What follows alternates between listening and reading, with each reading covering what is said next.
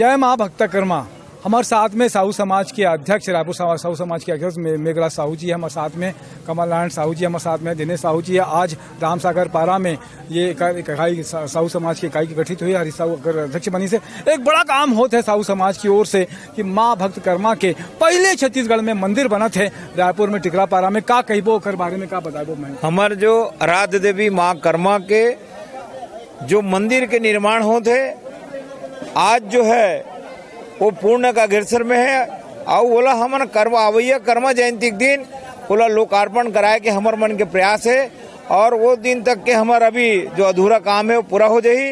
और वो मंदिर जो है संपूर्ण छत्तीसगढ़ नहीं भारत में ऐसे साहू समाज के कर्मा मंदिर बना थे जो 51 फीट के मंदिर है और 5 फीट ऊपर कलश लगी, यानी 55 फीट के मंदिर के निर्माण हो गए हैं। उकर मंदिर के कर्मा माता का मूर्ति भी जयपुर में ऑर्डर दे देहन, वो भी 5 जनवरी को आ जाही रायपुर शहर में और रखा जाही। 5 जनवरी के हमारे रायपुर जिला कोर से योग की परिचय सम्मेलन है और मोर रायपुर जिला के साहू संघ के शपथ ग्रहण समारोह है।